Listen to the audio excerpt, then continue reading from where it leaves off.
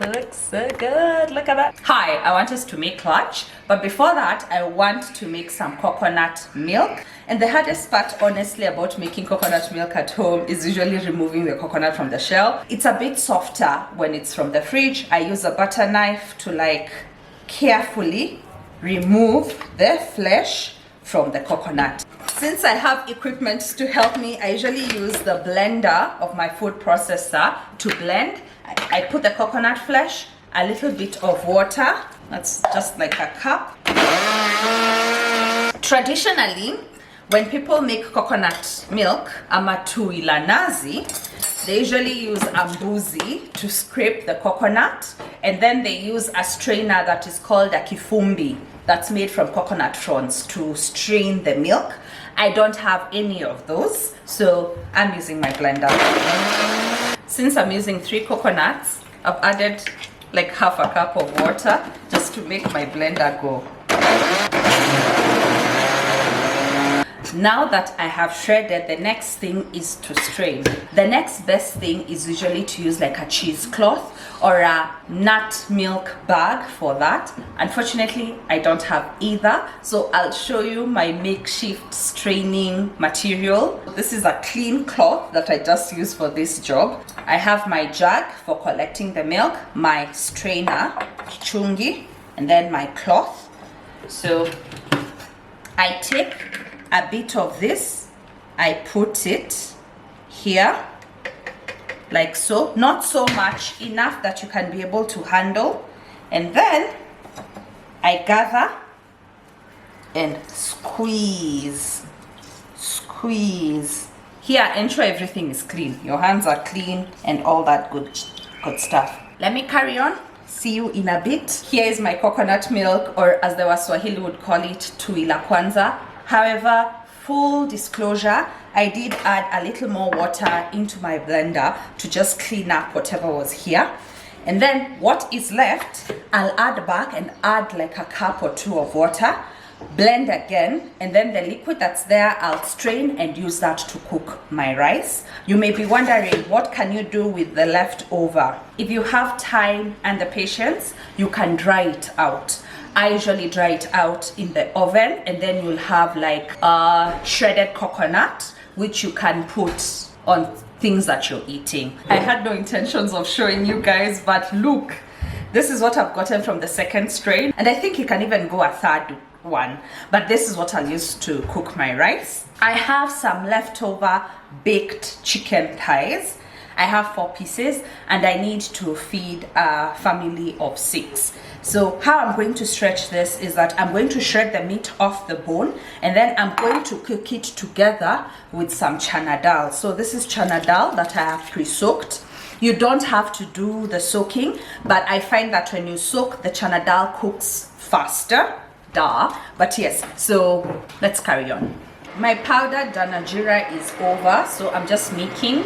I have some coriander seeds, which is the dana, and some cumin seeds, which is the jeera.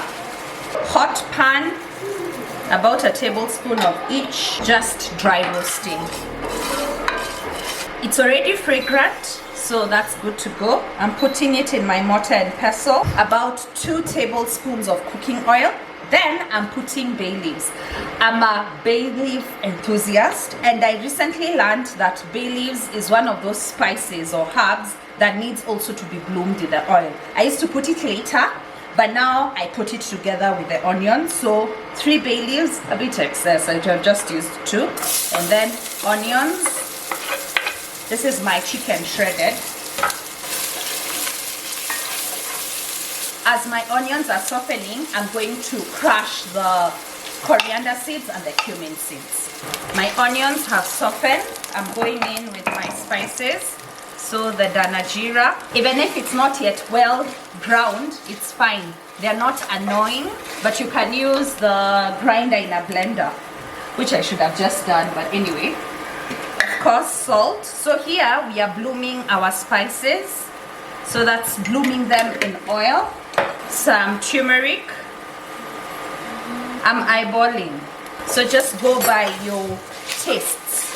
Some paprika, give everything a good mix. Of course, some black pepper, If you want chilies, this is the place to also add chilies. I'm also adding some curry powder, because what's a curry without curry powder?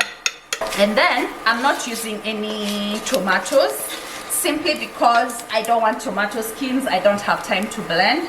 But if you have tomato paste, use that. Now I'm adding my soaked chana dal.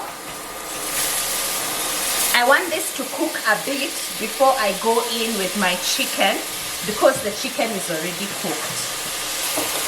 Give a stir to mix everything up. Then I'm putting a cup of water.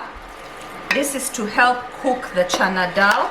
I'll cover and let this simmer medium heat for about 10 minutes. I'll check on the chana dal, then I'll gauge whether to add the chicken or wait a bit. In the meantime, I want to stir fry some French beans. It's been about 10 minutes. I know it's not yet completely done, but has a bite to it. So now at this point, I'm putting my chicken.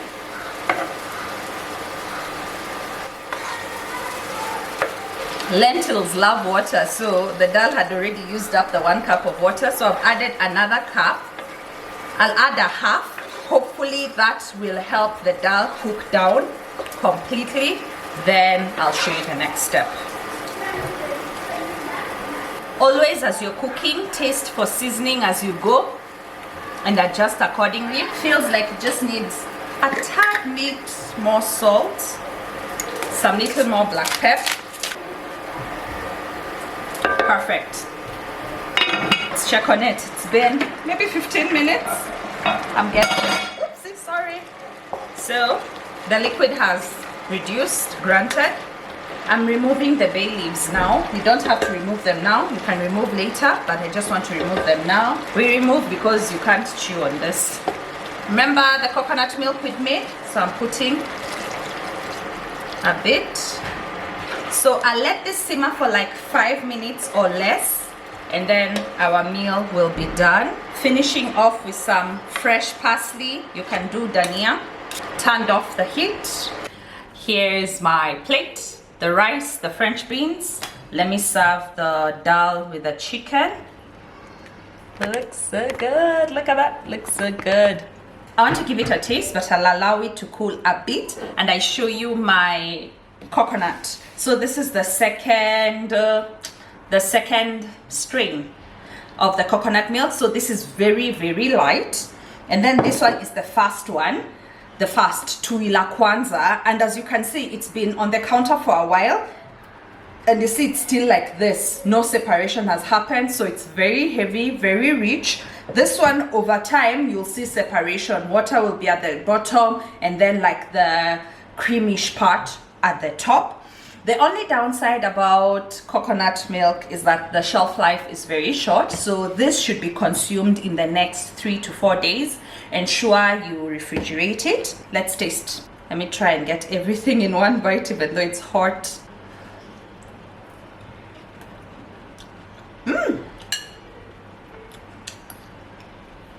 Delightful. That's one way to stretch your chicken, or is it your chana dal, whatever you want to stretch. I've tried this before also with meat, like I'd cooked some oxtail or some osobuco. You shred the meat, you add it to the chana dal. Just delightful. Do let me know if you try this, and kwaheri.